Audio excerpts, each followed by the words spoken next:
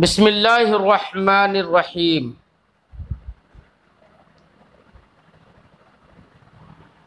صاحب کتاب صاحب ضیاء القرات آج کی اس عبارت میں لوگوں کو، مسلمانوں کو اس بات پر ابھار رہے ہیں، شوق دلا رہے ہیں اس بات کا کہ قرآن پاک کو صحیح طریقے سے پڑھنا چاہیے، تجوید حروف اور معرفت وقوف کے ساتھ قرآن پاک کو پڑھنا چاہیے۔ تو سب سے پہلے تو میں آپ کو ایک لفظ بتاؤں، قرآن پاک کو عمدہ اور اچھے طریقے سے پڑھنے کو ترتیل کہتے ہیں۔ کیا کہتے ہیں؟ ترتیل۔ اگر آپ سے کوئی یہ سوال کر لے کہ ترتیل کسے کہتے ہیں، تو آپ کو جواب میں صرف اتنا کہنا ہے، حروف کو صفات اور مخارج کے ساتھ ادا کرنا اور کس جگہ پر ٹھہرا جائے، کس جگہ پر نہیں ٹھہرا جائے، کہاں ٹھہرنا واجب ہے، کہاں ٹھہرنا جائز ہے، ان سب باتوں کو لحاظ اور ان سب باتوں کی رعایت کرتے ہوئے قرآن پاک کو پڑھنا، یہ ترتیل کہلاتا ہے۔ اب دو لفظوں میں سنیے، ترتیل کہتے ہیں تجوید الحروف معرفت الوقوف کو۔ کس کو کہتے ہیں ترتیل؟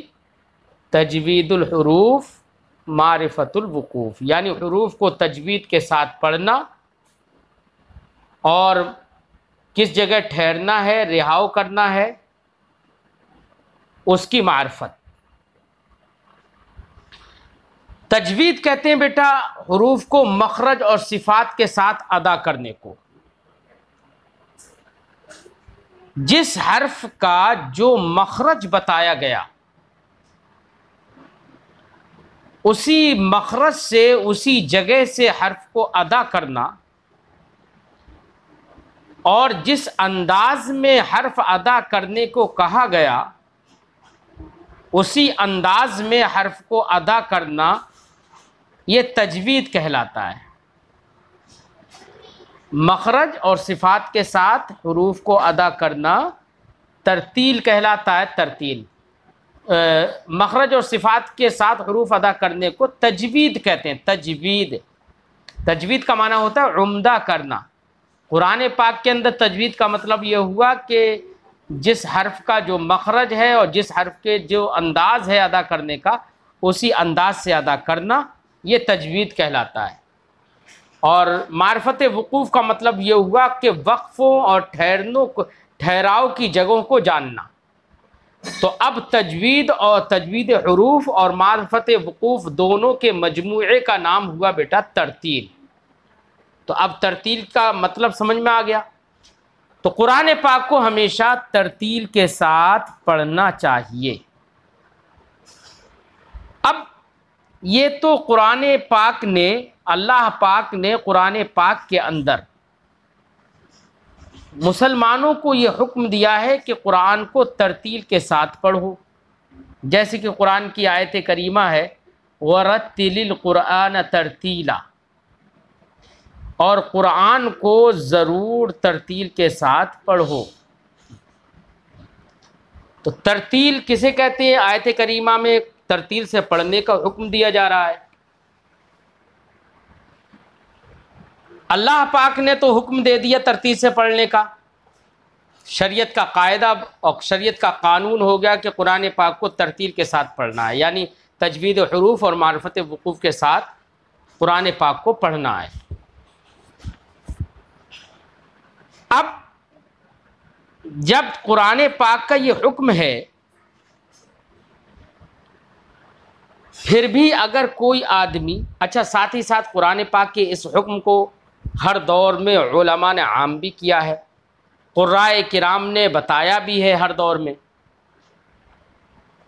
تو جب لوگوں کو معلوم ہو چکا کہ اللہ پاک کا بھی یہ حکم ہے، شریعت کا بھی یہی قانون ہے، اور علماء کرام بھی آپ کو اس کی دعوت دیتے ہیں، اس کو کہتے ہیں کہ تم قرآن پاک کو صحیح سے پڑھو، ترتیل کے ساتھ پڑھو، تو اب بتاؤ لوگوں کے سامنے کیا عذر رہ گیا؟ لوگوں کے پاس کیا عذر رہ گیا؟ کوئی عذر نہیں رہا۔ اب اللہ پاک کے یہاں پر مرنے کے بعد اگر کوئی یہ کہنے لگے کہ ہمیں پتہ نہیں تھا، تو اس کا عذر بیٹا نہیں مانا جائے گا، اس کو سزا ملنا ہے۔ جیسے کہ ہندوستانی اپنا قانون ہے، اب اگر کوئی آدمی، سب کو پتہ ہے ہندوستان یا کوئی بھی ملک جو چلتا ہے وہ ایک قانون سے چلتا ہے، ایک دستور سے چلتا ہے، ایک آئین سے چلتا ہے، سب کو پتہ ہے۔ اب یہاں پر بیٹا پھر بھی کوئی قانون کی پاسداری نہ کرے، قانون کا لحاظ نہ کر کے اس نے کوئی جرم کر لیا، تو جب اس کی کسی کورٹ میں جج کے سامنے پیشی ہوتی ہے تو اس کو یہ حق نہیں پہنچتا کہ وہ یہ کہے کہ مجھے معلوم نہیں تھا کہ یہ کرنا جرم ہے، یہ حق نہیں پہنچتا، اور اگر کہتا ہے تو اس کی بات نہیں سنی جائے گی، اور اس کو بے وقوف سمجھا جائے گا کہ کیسا بے وقوف آدمی ہے، اسے یہی نہیں پتہ تھا۔ جب کہ بات عام ہے تو ہر ایک کو معلوم ہونا چاہیے۔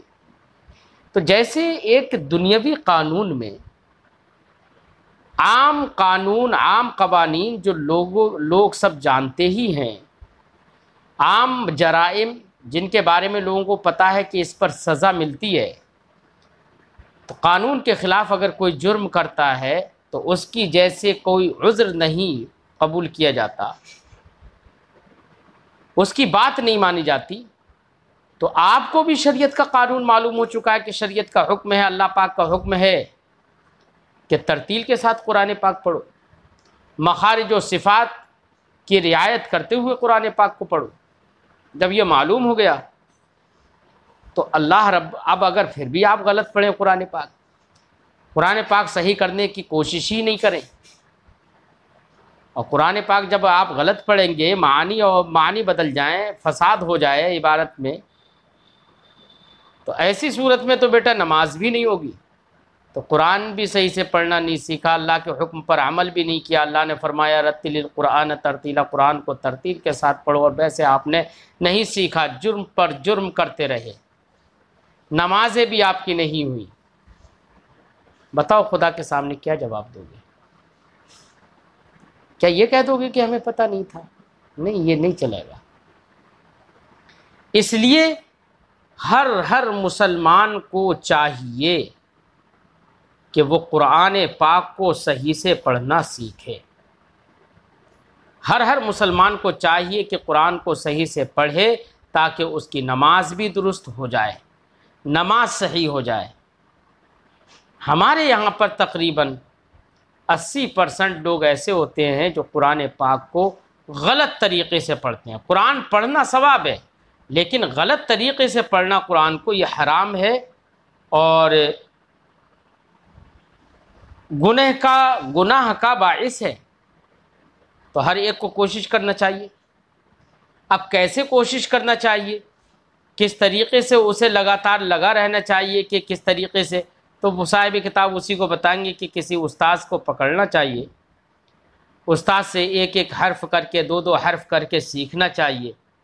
جو حروف صحیح ہوتے چلے جائیں تو پھر سارے حروف کے مخارج سے ادا کرنا جب سیکھ لے تو دھیرے دھیرے پھر قرآن پاک کو پڑھنا چاہیے اس کو اسی انداز میں۔ ایسا نہ کرے کہ ایک دن میں ساری باتیں پڑھ لیں اور یاد کچھ نہیں ہوا۔ تھوڑا تھوڑا کر کے آدمی کو سیکھنا چاہیے۔ یہ سب باتیں جو میں نے ابھی آپ کو اپنے لفظوں میں سمجھائیں، یہی سب باتیں صاحب کتاب آج یہاں پر سمجھا رہے ہیں آپ کو۔ تو میں نے اپنی اس گفتگو میں ایک تو آپ کے سامنے ترتیل کی تعریف رکھی تھی کہ ترتیل نام ہے تجوید حروف اور معرفت وقوف کا۔ دوسری بات میں نے یہ کہی تھی کہ ترتیل سے پڑھنے کا حکم قرآن پاک کو اللہ تعالی نے بیان فرما دیا کہ فرمایا ورتل القرآن ترتیلا، قرآن کو ترتیل کے ساتھ پڑھو۔ اور ایک بات میں نے ترتیل سے پڑھنے کے لیے اس پر اہمیت کے طور پر میں نے یہ بات ذکر کی کہ قرآن پاک کو غلط پڑھنا ایک جرم ہے، گناہ ہے۔ جیسے دنیاوی قانون کے خلاف کوئی جرم کر کے کورٹ میں پیش ہو تو وہاں پر جیسے اس کا عذر نہیں سنا جائے گا کہ مجھے نہیں پتہ تھا، ایسے قیامت کے دن بھی یہ عذر تم سے نہیں سنا جائے گا کہ تم یہ کہو کہ مجھے پتہ نہیں تھا کہ قرآن پاک ترتیل سے پڑھنا واجب ہے۔ یہ چند باتیں میں نے آپ کو بتائی تھیں۔ اب صاحب کتاب کی عبارت پڑھ لیتے ہیں، اردو میں عبارت ہے، کوئی بہت سمجھانے کی ضرورت نہیں ہے، میں نے مفہوم سمجھا دیا ہے۔ فرماتے ہیں بموجب آیے شریفہ ورتل القرآن ترتیلا، جب کلام اللہ پڑھا جائے تو پڑھنے والے کو ترتیل کے ساتھ کلام اللہ پڑھنا واجب اور موجب ثواب ہے۔ موجب کا معنی ہوتا ہے بیٹا تقاضا۔ بموجب آیے شریفہ یعنی آیت شریفہ ورتل القرآن ترتیلا کے تقاضے کے مطابق کلام اللہ پڑھا جائے تو پڑھنے والے کو ترتیل کے ساتھ کلام اللہ پڑھنا چاہیے، یہ پڑھنا واجب ہے اور موجب ثواب ہے، یعنی ثواب کا باعث ہے۔ اور ترتیل کے خلاف پڑھنے میں عذاب اور نماز نہ ہونے کا خوف۔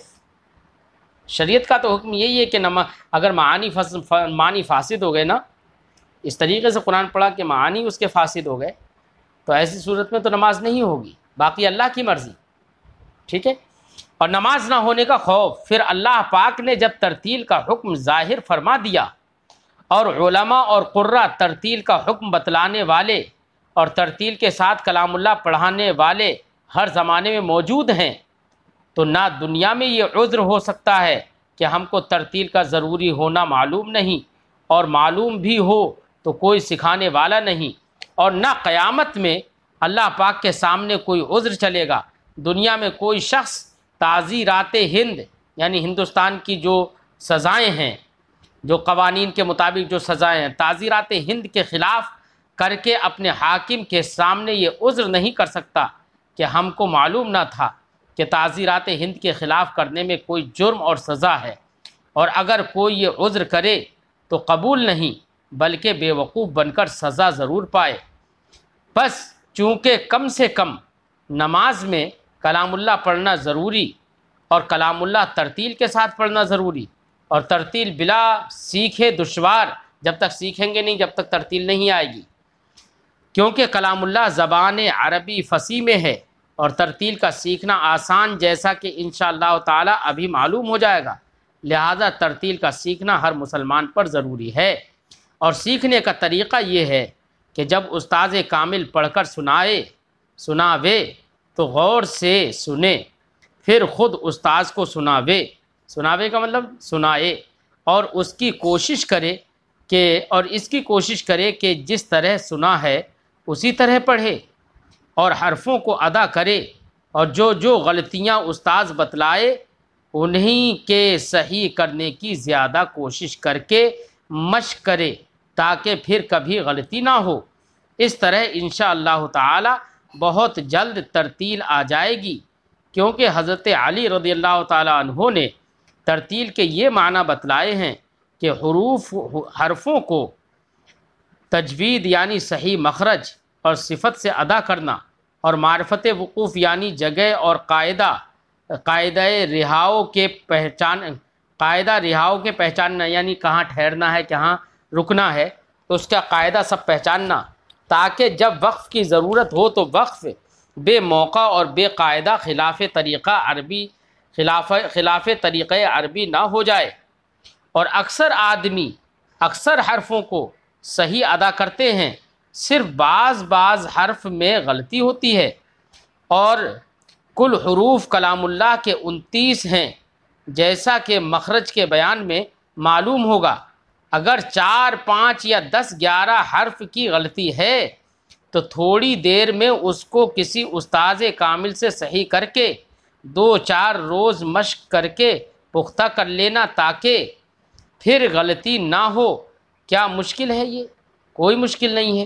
اگر بالفرض کسی سے سب حرف 29 صحیح نہ ادا ہوتے ہوں تب بھی 2-4 حرف روزانہ صحیح کر کے ہفتہ 2 ہفتہ میں کل حروف صحیح کر کے چند روز مشق کر لینا اور پورا کلام اللہ صحیح کر لینا کچھ مشکل نہیں، کیونکہ تمام کلام اللہ میں یہی 29 حروف ہیں۔